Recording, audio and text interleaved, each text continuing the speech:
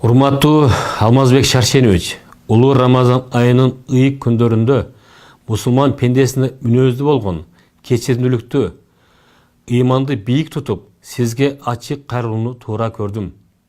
Менин бул чечимиме 1 май күнү кичи мекеним болгон Кара Суу районунда маркум Исмайыл атабыздын жаркын эрелесине арнап, көп жылдан бери үй бүлөлүк салтыбызга айланып калган спорттук чоң иш-чаранын өтүшүнөн кийин бир катар сизге таандык болгон жана сиз менен тилектеш айрым массалык маалымат каражаттарынын коомчулукка бир беткей кароолоолорду түрткү болду.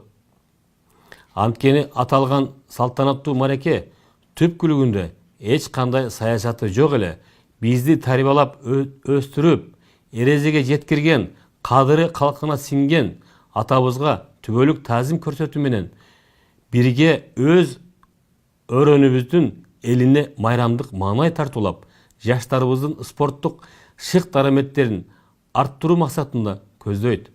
Тилекке каршы жумурткадан кыр издегендей, ага саясий боек сүртүп, биздин үй бүлөбүздүн аброюна шек келтирип, бир бетке кара өзгөлүк менен ыксыз каралап, коомчулукка чагым иретинде бурмалап чагылдырууга далаттанган сиздин айгачыларыңызга жол болсун. Андыктан биз мындай ыпластыкка чыдап, унчукпай тура албайбыз. Буга биздин атанын уулдары деген бийик атыбыз, ар намысыбыз жол бербейт. Урматтуу Алмазбек Шаршенович, сиз буга чейин да акыркы 1,5 жыл аралыгында бир нече жолу массалык маалыматтар каражаттары аркылуу мени тынымсыз каралап, коомчулукка жек көрсөтүп, жаманатты кылып келдиңиз. Табиятыман тарбиялык мүнөзүм менен унчукпастан сиздин мурдагы мага кылган жакшылыктарыңыз менен колдоолоруңузду эске алып, сабырдуулук менен карманып келдим. Анткен сайын сиз адамгерчилик чектен ашып, токтобой баратасыз. Ачык айтып баса белгилегим келет. Сиздин 6 жылдык президенттик бийлигиңиздин тушунда деле атабыздын элесине арналган жогорудагы турнир тынымсыз өтүп келген. Эсиңизге салсам, убактыңыз тартыш болуп, ордуңузга премьер-министрди баштап, эң жакын кишиңиз Икрам Илимянов досум коштогон командаңыздагы жоон топ адамдарды өзүңүз жөнөтүп жүрбөдүңүз беле? Сиздин командаңызга кошулганыма чейин жөн гана Райымбек болсом, кийин эле сиз Райым Үлөнатка кондурдуңуз. Аллахтын колдосу жана жеке аракети менен бажы тармагында катардагы инспекторлуктан тартып, бир катар кызматтык тепкичтерди басып өтүп, Ош бажысынын башчылыгына чейин жеттим.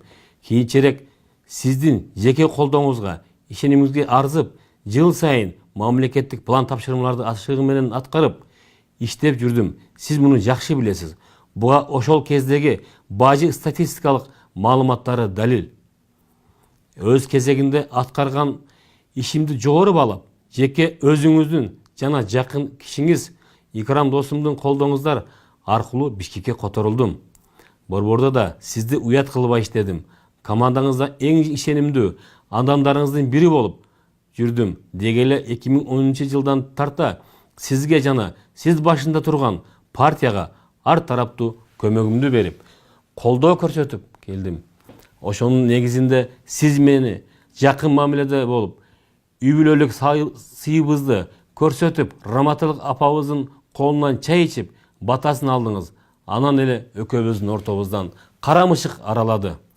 2017 жылы октябрь айында кайнежем менен кызыңыз унаа токтотуучу жайлардын биринде орун талашып, урушуп кетти.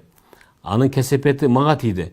Кайнежем көптөн бери 5 убак намаз окуган, дин жолунда жүргөн, ыймандуу аял болгондуктан жөнү жок эле жаңжалга аралашпасы керек эле.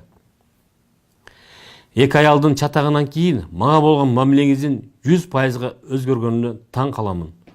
Жаңы шайланган президентибиз кызматына киришерден bir күн мурда 2017 жылдын 23 ноябрында мени кызматтан алдырттыңыз.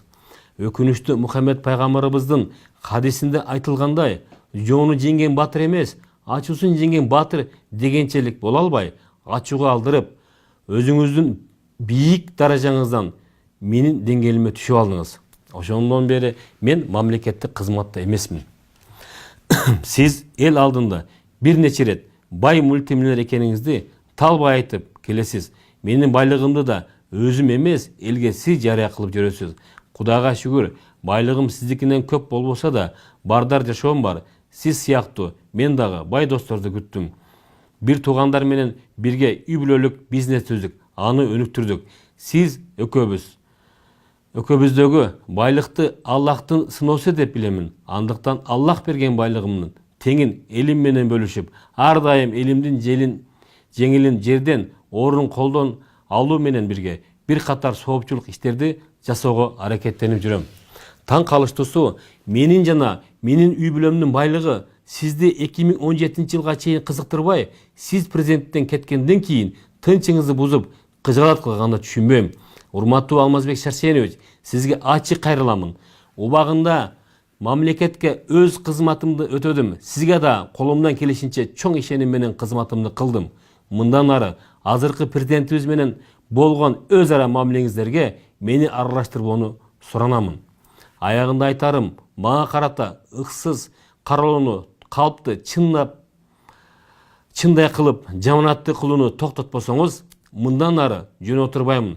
Сиз менен күрөшүүгө менде да жетиштүү маалыматтар жана күч кубатым жетишерлик. Сабырлуу болсоң озорсуң, сабырсыз болсоң осолсуң дегендей, улуу Рамазан айында сизге ыйман жана сабырдуулук тилейм.